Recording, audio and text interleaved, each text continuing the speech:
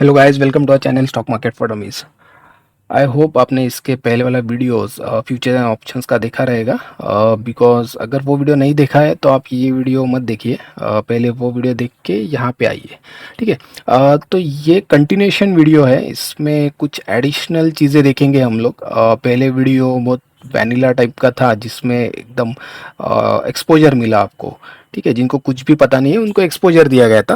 लेकिन यहाँ पे एक छोटा चीज़, मतलब थोड़ा सा डिटेल में देखेंगे, ज़्यादा डिटेल में नहीं, शॉर्ट वीडियो बनाने का ट्राई करेंगे हम लोग यहाँ पे। ओके। तो पहले आते हैं फ्यूचर्स में। यहाँ पे हम लोग इन टर्म्स ऑफ एक्सपायरी और ये कॉन्ट्रैक्ट्स कैसे ट्रेड किए जाते हैं, ट्रेड इन द सेंस इनका कंसेप्ट क्या है, वो थोड़ा एक अलग तरीके से समझेंगे। पहले वीडियो में भी हमने देखा था, एक एसबीआई का एग्जांपल लिया और हमने देखा कि उसमें प्रीमियम क्या होता है, एक बेट के एग्जांपल से हमने समझाया था, राइट। तो अब यहाँ पे एक अलग पर्सपेक्टिव से उन्हीं चीज़ों को हम लोग देखेंगे, क्योंकि ये अंडरस्टैंड करना भी काफ़ी इम्पोर्टेंट है। ओके। तो पहले अगर आप देखोगे यहाँ पे, हम लोग फ्यूचर्स पे है, राइट। तो ऑप्शंस एंड फ्यूचर्स, पहले हम लोग फ्यूचर्स देखते हैं। ठीक है। तो अब देखोगे हम लोग फ्यूचर्स के बारे में बात करेंगे, राइट। तो फ्यूचर्स जैसे हमने देखा, एक डेरिवेटिव इंस्ट्रूमेंट है जो हेजिंग के लिए यूज़ होता है यूजुअली। ठीक है। और एक चीज़, ये लिवरेज इंस्ट्रूमेंट है, क्योंकि हमने लास्ट वीडियो में देखा था जैसे एसबीआई का फ्यूचर्स का एक लॉट लेना था तो अराउंड 1,60,000 रुपीज़ हमें लग रहे थे, एज़ कम्पेयर टू स्टॉक्स। मतलब 1500 स्टॉक्स अगर खरीदने थे तो कितना, 8.5 लाख लग रहा था, राइट। 8.5 लाख, राइट। और फ्यूचर्स के लिए हमें लग रहा था अराउंड 1.6 लाख। तो ये लीवरेज्ड है, मतलब 1500 स्टॉक्स मिल रहे हैं हमें ऐसा एज्यूम करिए आप। ओके।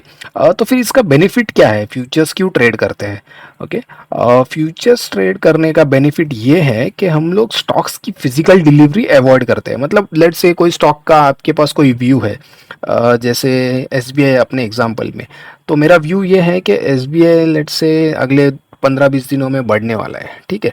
तो मैं क्या करूँगा, मेरे पास स्टॉक्स तो है, मतलब लेट्स से मैं एक बड़ा एंटिटी हूँ जिसके पास काफ़ी सारे स्टॉक्स पड़े हैं। तो स्टॉक्स में क्यों बेचूँ, मतलब बेचूँ या मतलब अभी बढ़ने वाला तो है, लेकिन कर क्या सकता हूँ, एक ऑप्शन है कि और स्टॉक्स खरीदूँ। ठीक है। लेकिन ज़रूरी नहीं है कि स्टॉक्स खरीदना, अगर व्यू है तो आप फ्यूचर्स में ट्रेड करो। अगर स्टॉक बढ़ रहा है तो आप या तो उसमें प्रॉफिट बुक कर सकते हो एक्सपायरी पे, या आप फिजिकल डिलीवरी ले सकते हो सस्ते में। ओके। अब इसका एग्जांपल ये है कि let's say as of now trade कर रहा है अराउंड 600। ठीक है, 600 पे ट्रेड कर रहा है। ऑन एक्सपायरी ये जाता है 650। ठीक है। अब आपको इतना पता है कि स्टॉक बढ़ने वाला है, लेकिन कितना बढ़ेगा ये पता नहीं है, 650 जा सकता है, 700 जा सकता है। ओके। तो आप क्या करोगे, फ्यूचर्स में ट्रेड लोगे। ओके। और वेट करोगे एक्सपायरी तक। एक्सपायरी में जब ये जाएगा 650 700, तो डिपेंडिंग अपॉन द प्राइस आप डिसाइड कर सकते हो वेदर आपको कैश सेटलमेंट करना है या फिजिकल सेटलमेंट करना है। ठीक है। तो फिजिकल सेटलमेंट में क्या होता है कि आपको ये स्टॉक्स मिलेंगे, मतलब आपके पास एक ऑप्शन रहेगा कि आप लेट से एक एक लॉट में अपन ने ट्रेड किया है फॉर एग्जांपल, तो आपके पास ऑप्शन रहेगा कि आप 1500 स्टॉक खरीदो 600 रुपये में, जबकि स्टॉक ट्रेड कर रहा है 650 या 700। ठीक है। तो ये ऑप्शन आपके पास है। अदरवाइज आप क्या कर सकते हो, आपका जो ये जो बेनिफिट है 50 रुपये का, वो कैश सेटलमेंट कर लो। ठीक है। सेटलमेंट तो एसेंशियली कैसा रहता है, बाय डिफॉल्ट अगर आपने आपका पोजीशन स्क्वायर ऑफ नहीं किया तो ये फिजिकल सेट, मतलब फिजिकल सेटलमेंट में जाएगा। और अगर आपने आपका पोजीशन क्लोज कर लिया पहले तो आप कैश सेटलमेंट में जाओगे। ठीक है। तो ये ऐसे होता है फ्यूचर्स का settlement in terms of expiry. Usually हम लोग ट्रेडिंग करते हैं, तो ट्रेडिंग में क्या होता है कि फ्यूचर्स लेंगे, आज लेंगे कल बेच देंगे या परसों बेच देंगे, एक्सपायरी तक यूजुअली रुकते नहीं है। ठीक है। और ऐसा है कि ये मतलब अगर आपका पोजीशन प्रॉफिट में है तो बढ़िया है, तो कुछ इशू नहीं है। लेकिन अगर आपका पोजीशन लॉस में रहेगा तो आपको मार्जिन शॉर्टफॉल रहता है, तो आपका ब्रोकर आपको बताएगा कि आपके पास इतने शॉर्टफॉल है। जैसे आपके अकाउंट में मतलब 1,80,000 थे सपोज, अकाउंट में 1,60,000 तो आपने इन्वेस्ट करे ये लॉट खरीदने में। ठीक है। और लेट से ये नीचे गया स्टॉक 580 पे गया, तो अराउंड ऐसा एज्यूम करते हैं कि 20,000 का लॉस हो गया। ठीक है। तो क्या होगा, ये 20,000 आपके पास है एक्स्ट्रा, बिकॉज आपने 1.6 इन्वेस्ट किया ना, तो 1,80,000 तो ठीक है। अगर उसके नीचे स्टॉक चला गया तो आपके पास एक शॉर्टफॉल रहेगा, एज्यूम करते हैं 10,000 का शॉर्टफॉल है, तो आपके पास कोई ऑप्शन नहीं है, या तो आप अकाउंट में पैसे ऐड करो या आप ये पोजीशन को एग्जिट कर दो। ठीक है, ऐसे इसका कंसेप्ट चलता है। तो अगर आप ट्रेडिंग कर रहे हो तो ट्रेडिंग में यूजुअली एक्सपायरी तक हम लोग रुकते नहीं है, ठीक है, उसके पहले ही सेटलमेंट कर देते हैं, या फिर एक्सपायरी के 2-3 दिन पहले आपको ब्रोकर से मैसेज आएगा कि आपका पोजीशन ओपन है, या तो आप पैसे जमा करो। कितने पैसे जमा करो, ये 1500 इंटू 6 इतने पैसे लगेंगे, राइट, ये स्टॉक्स खरीदने के लिए, तो उतने पैसे आप अकाउंट में जमा करो, अदरवाइज ये पोजीशन काट दो। ठीक है, ये बहुत सिंपल कंसेप्ट है फ्यूचर्स का। अब जाते हैं हम लोग ऑप्शंस में। ठीक है, तो ऑप्शंस का कंसेप्ट थोड़ा सा मतलब आपको समझना पड़ेगा कि ये कैसे चलता है। ओके, ठीक है, तो ऑप्शंस में आते हैं। अब ऑप्शंस में मैंने आपको बताया था लास्ट वीडियो में, अपने पास 4 ऑप्शन रहते हैं। एक होता है कॉल ऑप्शन, दूसरा होता है पुट ऑप्शन। हम लोग इसको बाय कर सकते हैं, इसको सेल कर सकते हैं, हम लोग पुट को बाय कर सकते हैं और हम लोग पुट को सेल भी कर सकते हैं। तो ये 4 कॉम्बिनेशन है अपने पास। Okay, buy C sell C, buy P sell P. Okay, तो इसका कंसेप्ट थोड़ा डिटेल में समझेंगे हम लोग कि ये कैसे स्टार्ट होता है ये कंसेप्ट। ओके, तो एज्यूम करो कोई एंटिटी है, लेट्स से एक एंटिटी है, ठीक है, बड़ा एंटिटी, जैसे म्यूचुअल फंड है फॉर एग्जांपल। ठीक है, अब म्यूचुअल फंड के पास एसबीआई के स्टॉक्स है। ठीक है, एसबीआई के स्टॉक्स है, 1500 स्टॉक्स है। Okay, which is equivalent to 1 lot. ठीक है, 1500 स्टॉक है। इन्होंने खरीदे अराउंड 600 पे। ओके, 600 रुपये पे इन्होंने खरीदे ये स्टॉक। ठीक है, अब इनको क्या करना है, इनके पास 2 ऑप्शन है, 2 ऑप्शन है या फिर 2 चीज़ें हो सकती है, राइट। या तो ये स्टॉक ऊपर जाएगा और इनको प्रॉफिट होगा, या तो ये स्टॉक नीचे जाएगा और इनको लॉस होगा। ठीक है, तो ये लोग तो प्रॉफिट के लिए बैठे हैं, लॉस के लिए तो कोई बैठा नहीं है, इनको चाहिए प्रॉफिट। ओके, अब इनको अपना प्रॉफिट डिफाइन करना है। डिफाइन कैसे करना है, ये बोलेंगे। ओके, तो हम लोग पहले प्रॉफिट वाला चीज़ देखते हैं कि प्रॉफिट के लिए इनको क्या करना पड़ेगा। ओके, तो इनका टारगेट है, टारगेट इज 650। ठीक है, समझ रहे हो आप। तो ये क्या बोल रहे हैं कि अगर ये स्टॉक 650 गया तो अपने हिसाब से हम लोग प्रॉफिट में है और हम लोग ये स्टॉक्स बेच देंगे। ओके, लेकिन कब जाएगा 650 ये इनको नहीं पता। ओके, तो ये लोग क्या करेंगे एवरी मंथ, ठीक है, लेट्स से ये लोग 650 का कॉल ऑप्शन सेल कर देंगे, 650 का कॉल ऑप्शन सेल कर देंगे।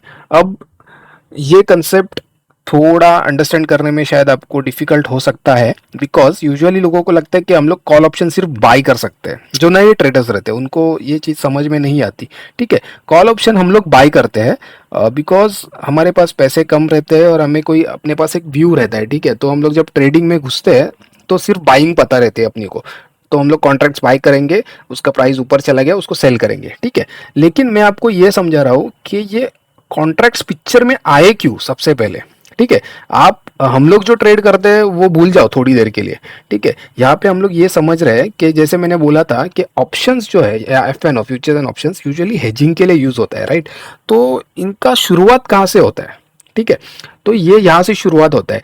आप बोलोगे हम लोग तो बाई करते हैं, राइट, बाई करने के लिए कोई सेलर तो होना चाहिए ना, अगर कोई सेलर ही नहीं तो आप बाई कैसे करोगे। ठीक है, तो ये सेलर आया कहाँ से, अब ये कॉन्ट्रैक्ट है, मैंने तो बोला था आपको कि ये चीज़ एक कॉन्ट्रैक्ट है, इसका कुछ खुद का सिग्निफिकेंस नहीं रहता। ओके, तो एक्सचेंज ने ये कॉन्ट्रैक्ट इनिशिएट किया है, लेकिन कोई सेलर आएगा तब वो सेल कर पाएंगे। तो ये बड़े बड़े जो प्लेयर्स रहते हैं इनको बोलते हैं मार्केट मेकर्स। ठीक है, तो ये लोग आके ये कॉन्ट्रैक्ट सेल करते हैं। ओके, सेलिंग चालू करते हैं, फिर अपने जैसे रिटेल या कोई और दूसरे प्लेयर्स रहते हैं जो बाइंग करते हैं। ठीक है, तो सबसे पहले आना है सेलर। अब सेलर क्यों आएगा पिक्चर में, ओके, इतना तो हमें समझा कि पहले आएगा सेलर। ठीक है, लेकिन सेलर क्यों आएगा, उसको कुछ तो रिस्क होती है, जब कोई सेल ऑप्शन सेलिंग करता है उसको कुछ तो रिस्क होती है। ठीक है, तो वो रिस्क क्यों लेना चाहेगा, ये सवाल है। ओके, तो वो सवाल हम लोग यहाँ पे आंसर करने को ट्राई कर रहे हैं। ठीक है, ओके, तो ये एग्जांपल है जहाँ पे एक एंटिटी है, एंटिटी मतलब आप समझो, मतलब एक कोई पर्सन भी एज्यूम कर लो। ठीक है, उसके पास एसबीआई के 1500 स्टॉक्स है जो उसने 600 रुपये में खरीदे थे। अब वो प्रॉफिट, हम लोग प्रॉफिट के बारे में बात कर रहे हैं। ठीक है, उसका था एम कि 650 में इसको बेचना है। ओके, लेकिन कब 650 जाएगा ये उसको पता नहीं है। तो ये क्या करेगा, उठ के 650 का कॉल ऑप्शन सेल कर देगा एसबीआई का। ठीक है, एसबीआई का 650 का कॉल ऑप्शन सेल कर देगा। अब रुकेगा, ये मंथली एक्सपायरी तक रुकेगा, देखते हैं क्या होता है। तो अब क्या ऑप्शन है, या तो एस बी आई 650 के ऊपर जाएगा, या एस बी आई 600 के नीचे जाएगा, या एस बी आई 600 और 650 के बीच में रहेगा। ये सारी चीज़ें हो सकती है। ठीक है, तो केस वन हम लोग एज्यूम करते हैं कि S B I on expiry, ठीक है, expiry S B I goes to 700। अब क्या, एस बी आई 700 गया। ठीक है, अब इसको क्या करना पड़ेगा, ये जो इसने सेल किया था, ओके, ये किसी ने तो बाय किया ना, someone might have bought this, right, किसी ने तो बाय किया ये ऑप्शन। तो जिस बंदे ने ये ऑप्शन बाय किया उसका पॉइंट ऑफ व्यू ये है कि एस बी आई 650 जाएगा, ठीक है, या 650 के ऊपर जाएगा। अब ये बोल रहा है बंदा कि अगर एस बी आई 650 के ऊपर जा रहा है तो मैं इसको 650 में खरीदूंगा। ये बंदा, ये जो एंटिटी था जिसने 650 का कॉल ऑप्शन सेल किया था, बोला था कि मेरा टारगेट 650 है, उसके ऊपर कितना भी जाए मुझे लेना देना नहीं है। ओके, अगर ये स्टॉक 650 के ऊपर जा रहा है तो मैं 650 में भी बेचने को रेडी हूँ। अब क्या हुआ, एक्चुअल में क्या हुआ, एक्सपायरी पे एसबीआई गया 700। ठीक है, तो इसको एक्चुअल में 100 रुपए का प्रॉफिट है, इसने 600 में लिया था, 700 गया है, बट इसको बेचना पड़ेगा 650 में। क्यों, क्योंकि इसने कॉल ऑप्शन सेल किया था, ये इसका काइंड ऑफ रिस्क था। ओके, और ये बंदा जिसने ये कॉल ऑप्शन बाय किया था, अब उसने एक प्रीमियम दिया था। जब इसने ये बाय किया ना, तो उसने एक प्रीमियम, जैसे अपने बेट का एग्जांपल था, तो वहाँ पे 620 का हमने 10 रुपए का बेट लिया था, अभी यहाँ पे ऐसे 650 का 10 एज्यूम करते हैं। ठीक है, तो ये बंदे ने क्या बोला कि मैं 10 रुपए का प्रीमियम देता हूँ। ठीक है, 10 रुपीज़ का प्रीमियम देता हूँ। ओके, जो अपन ट्रेडिंग के लिए प्राइस रहती है अपनी। ओके, तो इसने 10 रुपए का प्रीमियम दिया, 650 का कॉल खरीदा। ओके, एक्सपायरी में 700 गया स्टॉक, इसका प्रीमियम का प्राइस कुछ बड़ा रहेगा, वो अभी थोड़ा उसको साइड में रखते हैं। ठीक है, क्योंकि हम लोग एक्सपायरी के बारे में बात कर रहे हैं। तो ये 650 में खरीदेगा स्टॉक बस। तो इसको बेनिफिट कितना हुआ, 700 माइनस 650, तो ये 50 और उसका 10 गया उसमें से। ठीक है, तो 40 रुपए का इसको बेनिफिट मिला। मतलब person two, P2 gets a discount, okay, of 40 rupees. और P1 को क्या हुआ, P1 को वैसे तो लॉस दिख रहा है यहाँ पे, लेकिन उसका टारगेट तो 50 रुपए का था ना, तो उसको 50 रुपया प्रॉफिट हुआ, ऐसे बोलेंगे हम लोग। ठीक है, प्रॉफिट हुआ। ओके, प्लस ये 10 रुपए का प्रीमियम, प्लस 10 रुपए का प्रीमियम, तो उसको ऐसे 60 रुपया प्रॉफिट हुआ है उसको। ठीक है, जबकि अगर आप स्टॉक के पॉइंट ऑफ व्यू से देखोगे तो ये 700 गया, वैसे उसको 40 रुपया लॉस हुआ। बट ये केस में दोनों को प्रॉफिट हुआ, बिकॉज ये बंदे का तो 650 का ही टारगेट था ना, 650 का टारगेट था, तो ठीक है, उसको जितना चाहिए था प्रॉफिट उसने ले लिया। ओके, लेकिन लेकिन अगर एज्यूम करो कि ये 650 नहीं जाता, इस एग्जांपल में मैंने 700 बोला, एसबीआई गया 700, लेट्स से ये 640 रहता था, तो क्या होता था, 640 रहता तो ये जो 10 रुपया प्रीमियम इस बंदे ने दिया था, जो बेट लगाया था, ये तो बेट हार गया ना, तो ये 10 रुपये इसको मिलेगा। आप समझ रहे हो, इसको ये 10 रुपया मिलेगा, इसके 10 रुपये जीरो हो जाएंगे, तो इसको 10 रुपीज़ लॉस होगा, इसको 10 रुपीज़ प्रॉफिट होगा, और स्टॉक्स भी उसी के पास रहेंगे। ठीक है, तो P1 के पास ही स्टॉक रहेंगे। आप समझ रहे हो ये कंसेप्ट। ओके, तो इसको एक दोबारा से हम लोग ये करते हैं। ठीक है, नेक्स्ट स्लाइड पे। ओके, तो क्या हुआ, पहले तो ओके, ऑन प्रॉफिट साइड, ठीक है, ऑन प्रॉफिट साइड, ठीक है, जो हम लोग बात कर रहे हैं, case one, S B I goes about 650। ठीक है, तो P2 gets to buy stocks at 650 with a premium, with sorry, with a premium of 10 rupees, no matter what the price of stock is। ठीक है, इसको क्या बोलेंगे हम लोग, इसका ऑप्शन हो गया इन द मनी।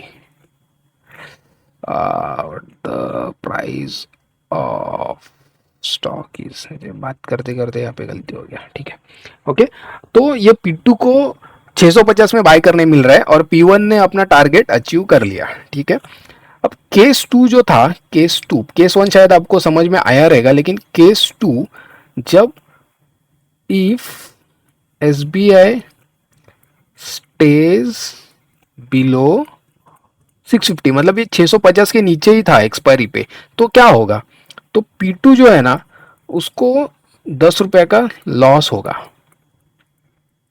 ये जो था ये इसका प्रीमियम था, ठीक है। और ये P1 जो था, P1 मतलब जो अपन एंटिटी हमने कंसिडर किया था, इसको क्या होगा, 10 रुपया जेब में डाल लेगा वो, 10 रुपया प्रॉफिट, ठीक है। No change in the stock, in the stocks या होल्डिंग्स बोलेंगे हम लोग, ठीक है। मतलब उसके जो स्टॉक्स थे उस पर कुछ इफेक्ट नहीं रहेगा इसका।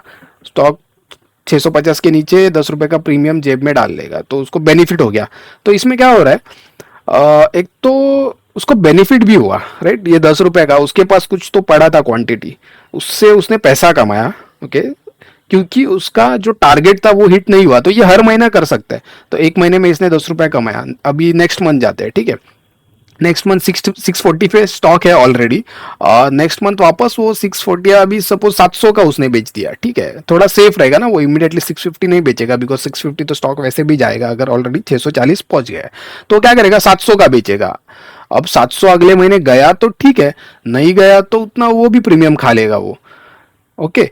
ये चीज होती है। तो ये कंसेप्ट है बेसिकली ऑप्शंस का, और हम लोग कॉल ऑप्शंस की बात कर रहे हैं, ठीक है। तो इसको एक छोटा सा रिवीजन लेते हैं हम लोग। पहले तो कॉल ऑप्शंस पिक्चर में क्यों आया, ठीक है, और वो चलता कैसे है।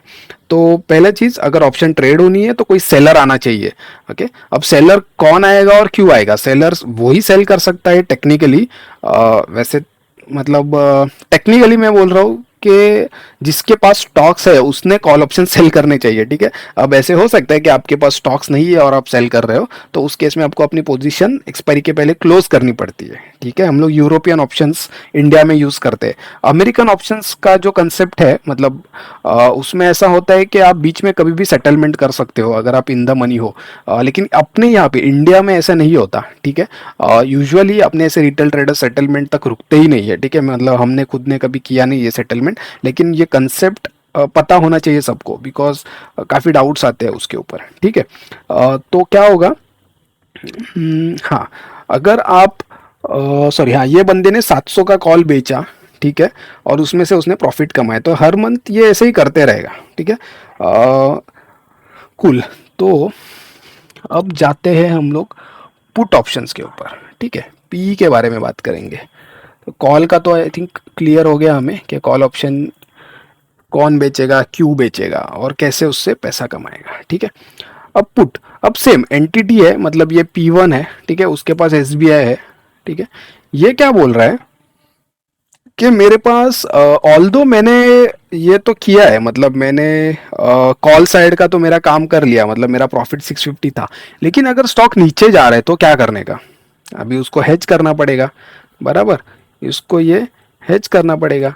तो इसके पास क्या ऑप्शन है, इसके पास ऑप्शन है कि पुट बाय करो या सेल करो। मतलब अभी पुट के साइड इसको सोचना है, ठीक है। कॉल के साइड तो उसने सोच लिया कि इतना ऊपर है ये मैं बेचूंगा। अब पुट में क्या रहेगा कि ये बाय करेगा, ठीक है। ये यूजुअली पुट बाय करेगा क्योंकि इसका व्यू ये है कि स्टॉक ऊपर जाएगा, लेकिन उसको डाउन साइड में प्रोटेक्शन चाहिए। तो ये जो बाय पुट करेगा ना, ये इसका प्रोटेक्शन है, ठीक है। इसको बोलते हैं हेजिंग, मतलब ये प्रोटेक्शन ले रहा है, ओके। अब ये जो पुट बाय कर रहा है, ये पुट कोई तो खरीद रहा है, ठीक है। तो समवन, तो ये P2 करके जो बंदा रहेगा ये सेल करेगा, सेल P। अब सेल क्यों करेगा, तो इसका थॉट प्रोसेस क्या है हम लोग वो देखते हैं अब, ठीक है। तो लेट्स एज्यूम कि ये हम लोग SBI का ही ले रहे हैं ना एग्जांपल। तो मेरा एक दोस्त है, ठीक है, उसको SBI के स्टॉक्स खरीदने हैं, लेकिन वो मेरे को बोल रहा है कि यार मेरे को SBI लेने तो है, लेकिन ये 600 रुपये पे ट्रेड कर रहा है जो मुझे महंगा लग रहा है। तो मैंने उसको बोला अच्छा ठीक है, तो तुझे कितने पे चाहिए स्टॉक। तो वैसे तो उसके पास आंसर नहीं था कि उसको कितने में खरीदना है, बिकॉज उसको पता ही नहीं कि क्या है वैल्यूएशन या क्या होनी चाहिए। लेकिन वो बोल रहा है कि अराउंड 550 आया तो मैं खरीद लूँगा इसको। तो मैंने बोला ठीक है, तो एक काम कर, एसबीआई का 550 का call option, sorry put option sell कर दे। तो क्या होगा, अब 550 का अगर पुट सेल कर रहे हैं, इसका मीनिंग क्या है, ठीक है। तो कौन सा बोला मैंने, S B I sell 550 P, ठीक है 550 पी। अब ये जो पी ये सेल करेगा मेरा दोस्त, ये P1 जो है उसको बाय करके अपनी प्रोटेक्शन करवा लेगा, ठीक है। तो अब समझते हैं कि पुट सेल करने का मतलब क्या है, ठीक है। इसका मतलब ये है कि स्टॉक इसके ऊपर रहने वाला है, ठीक है। 550 के अगर नीचे आया तो ये बंदा बाय करने को रेडी है, ठीक है। इसने क्या बोला कि मैं 550 पे बाय करने को रेडी हूँ। अब अगर स्टॉक 500 आया, ठीक है 500 आया, तो भी इसको 550 पे ही बाय करना है, क्योंकि उसने बोला था ना कि 550 पे मैं बाय करने को रेडी हूँ। लेकिन अगर ये स्टॉक 550 नहीं आया, लेट्स एज्यूम कि 570 पे एक्सपायर हुआ, ठीक है। तो जब ये बंदे ने ये पी बाय किया तो इसने एक प्रीमियम दिया इसको, ठीक है, इसको एक प्रीमियम दिया। लेट से वो भी 10 रुपए है, ठीक है, वो 10 रुपए का प्रीमियम था। तो ये P2 जो है ना, ये प्रीमियम लेके चुपचाप बैठ जाएगा। अब क्या हुआ कि इसने 550 का पी सेल किया था, स्टॉक 550 आया नहीं, तो ये 10 रुपए लेके इसको फालतू में 10 रुपए का प्रॉफिट हुआ, वो लेके बैठ गया। लेकिन अगर ये 550 के नीचे जाता था स्टॉक, लेट से 500 रुपया जाता था, तो ये बंदे को 550 में ये स्टॉक खरीदना पड़ता था और इसको ये स्टॉक बेचना पड़ता था, ठीक है। ये कंसेप्ट होता है स्टॉक ऑप्शंस के सेटलमेंट का, ठीक है। और इसमें ये दोनों चीज आपको ध्यान में लानी है या दोनों चीजें समझनी है। पहले तो ये सेटलमेंट कैसे होता है, ठीक है। दूसरी चीज, ये ऑप्शंस का कंसेप्ट चालू कहाँ से होता है, ये चीज है जहां से ये चालू होता है। अब इसके बीच में घुस जाते हैं अपने जैसे रिटेल ट्रेडर्स, ठीक है। तो हम लोग क्या करते हैं, हम लोग ये एक्सपायरी वगैरह के लिए रुकते नहीं है। अभी इतना पैसा तो नहीं रहता ना, मतलब अभी ये 8.5 लाख रुपया कहाँ से लाएंगे स्टॉक खरीदने के लिए, ठीक है। तो हम लोग क्या करते हैं, ये यूजुअली बाई सेल करते बैठते हैं, मतलब ऑप्शन सेलिंग भी नहीं करते रिटेल। तो हम लोग तो ऑप्शन बाइंग करते हैं, पुट बाय करेंगे या कॉल बाय करेंगे जो भी है, और उसमें एक छोटा सा प्रॉफिट, 1-2 रुपया मतलब प्रॉफिट निकल गया तो हम लोग एग्जिट मारते हैं, बस अपन वो करते हैं, ओके। लेकिन ये जो ऑप्शंस के कॉन्ट्रैक्ट्स की लिक्विडिटी है, ठीक है, ये आती कहाँ से है वो समझने के लिए आपको ये कंसेप्ट समझना इंपॉर्टेंट था। तो इसके लिए ये वीडियो हमने कंटिन्यूशन में बनाया है, ठीक है। तो आप इसको दोबारा अगर देखो, मतलब ये कंसेप्ट समझा, अगर नहीं समझा है तो इस पर कुछ कमेंट्स दे सकते हो आप, ठीक है। आई थिंक ओके, तो ये इतना ही था इस वीडियो के लिए। ये काफ़ी छोटा वीडियो था, ओके। अगर इसके अलावा आपको कुछ डाउट्स है तो आप कमेंट्स में डालिए, हम लोग उसके ऊपर एक नेक्स्ट छोटा कंसिक्यूटिव या कंटिन्यूशन में वीडियो बनाएंगे, ठीक है। Thank you.